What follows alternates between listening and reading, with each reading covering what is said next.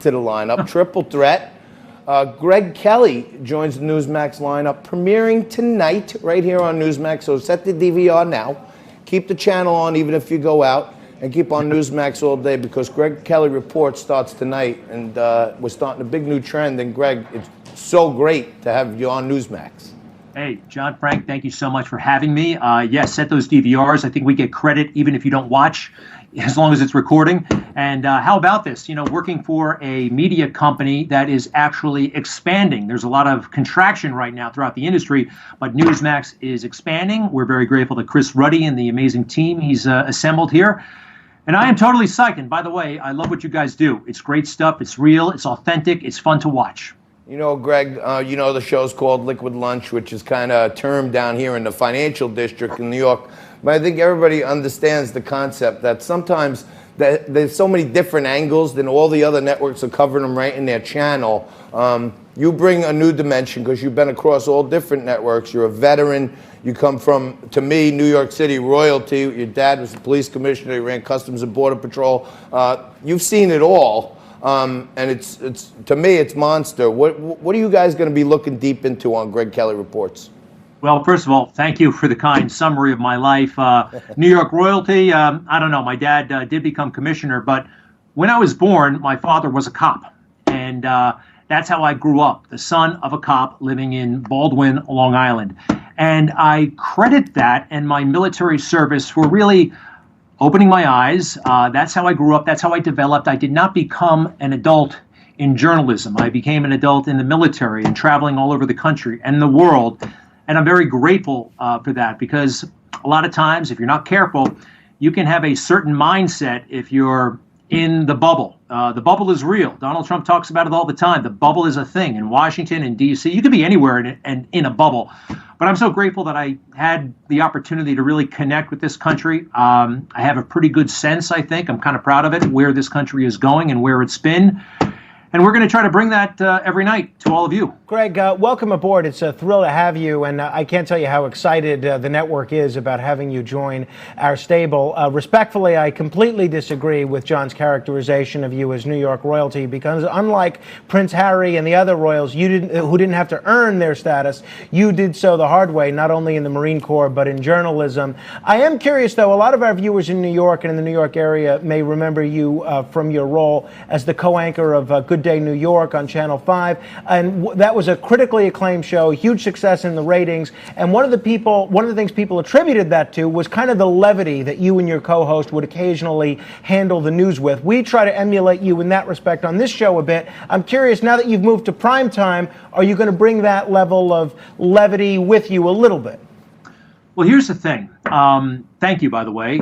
You're right. We realized on that old show, and I realized basically anywhere in media, that you've got to bring a lot to the table. Now, right now, anybody, anywhere, literally has access to just about anything, at least in terms of information.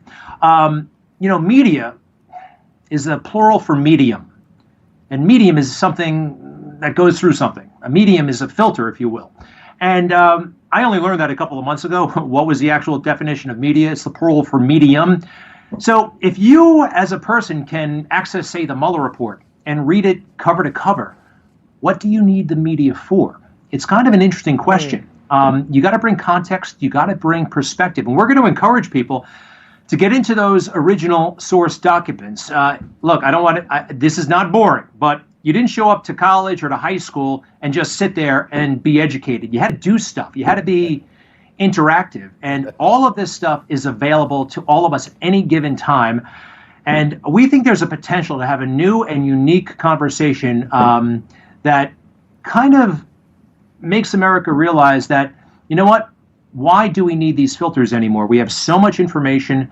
Let's just get right to it. And we here at Newsmax, at least on the Greg Kelly Show, hope to guide that conversation. Hey, Greg, thanks so much. I don't know if you can see me, but I got my NYPD hat on because, like you, my dad was NYPD, and I was raised in an NYPD blue-collar family, so we have another thing in common, aside from Newsmax, that we both, you know, got an idol before us in the NYPD. On my last thing, I want to ask you, I actually did show up for college and not do anything. as evidenced by my grades. But somehow or another, they still find Frankie and I entertaining. But I never knew that about media. So these are the things you're going to learn and more from Greg Kelly on Greg Kelly Reports. Anytime you want to come on, anytime you need us to promote anything, not that you need us, just let us know. The Liquid Lunch Bunch is always here for you, man. Well, let's meet tomorrow, and if it works for you, I'll have a club soda, though. I hope you're laying off the stuff at least until 5 o'clock. Yep. Good. Just make it look John, good, you know? Thank you for having me, and to be continued. Greg Kelly Reports tonight at 7 o'clock, and please check out newsmax.com. Thanks, gents. Thank you. That's Greg Kelly kicking off his show starting tonight on 7 o'clock Newsmax, Eastern. 7 p.m. Eastern. Tune in to Greg Kelly Reports. And now from Greg Kelly, I'm sure it's going to be an unbelievable show. Greg's been a smash hit everywhere he's been. But, you know, we have our own reports happening right here on Liquid Lunch. And as you know, from time to time, I rattle off a conspiracy theory or two that Jeffrey Epstein is not dead. But Manny Alicandro, one of our legal scholars that joins us on the show, also an MIT alum, has been continuously reporting on the Epstein donations to MIT, and now there's this blockbuster report out. What's happening? Thanks, John. Thanks for having me. Yeah, so MIT last Friday, they issued a report that they retained outside counsel, this law firm of Goodwin Procter, and also Paul Weiss. They wrote a 61-page report. They interviewed 73 people. They had 59 witnesses and 600,000 emails.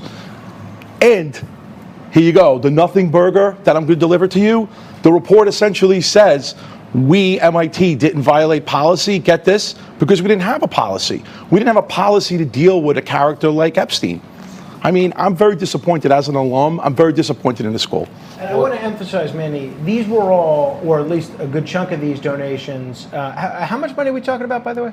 $850,000. $850,000, not an insignificant amount of money. These were, the bulk of these donations were post-conviction, right? Absolutely. So Epstein was already a convicted sex offender, and MIT had no problem not just accepting, but soliciting this money from them. Absolutely. Absolutely. And now the foil is, well, it sounds bad, but we didn't have any rules in place, so we didn't break any rules. Right. I mean, the report chronicles that the school, the administrators in the school, went to great lengths to conceal the donations. They marked them anonymous. They made sure that people weren't aware of the donations. And the so report, if they weren't concerned, Manny, you're a great attorney. And by the way, Manny is my attorney. So if you want a great attorney, there's your guy. But and if I didn't mention already, he went to MIT.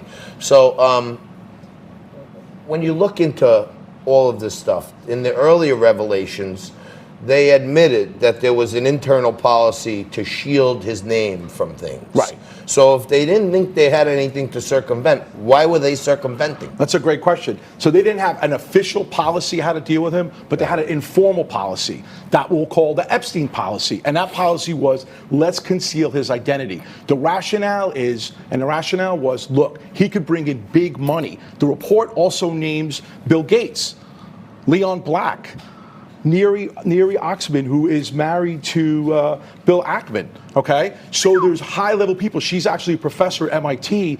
Epstein gave her, through MIT, a donation for her class and research. So we're talking about very high-level people involved in this. This is a big actually scandal. Came in with money that went directly to Bill Ackman's wife.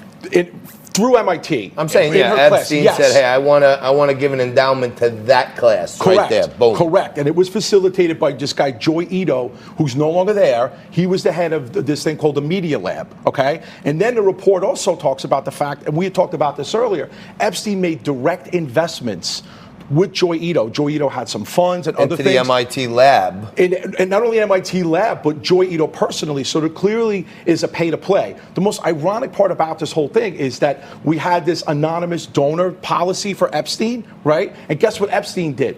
he put press releases out about the fact that he gave money to MIT. Right, So of MIT course. was trying to prevent that and thwart that. And what did he do?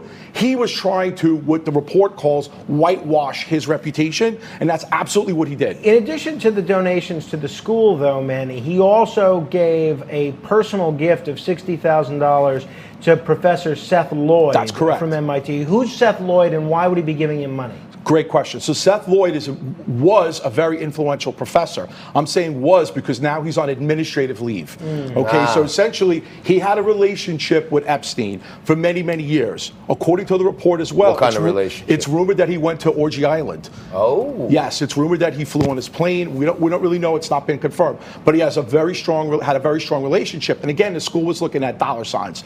Okay, so what came out of the report was Epstein gave money directly to Seth, which was not disclosed. Now the school found out, they fired him, or will fire him. My last question, Manny, is what do we know about what kind of money other schools like MIT may have taken from Epstein? The Harvards, the Yales, did they have any sort of policy in place that would keep them from raking in all this dough from convicted sex offenders?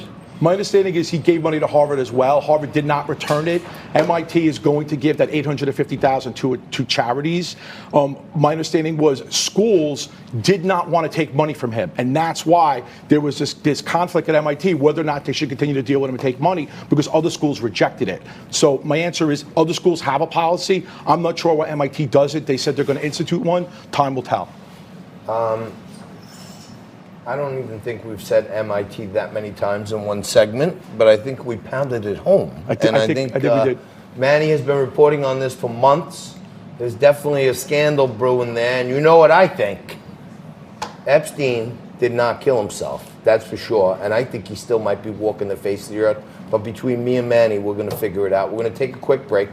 We're going to come back right after this with one of the most famous drug smugglers of all time. Richard Stratton's going to be here. Derek's out on the streets. Me and Frankie are going to cover some news of the day. All that and more. A Technicolor Dream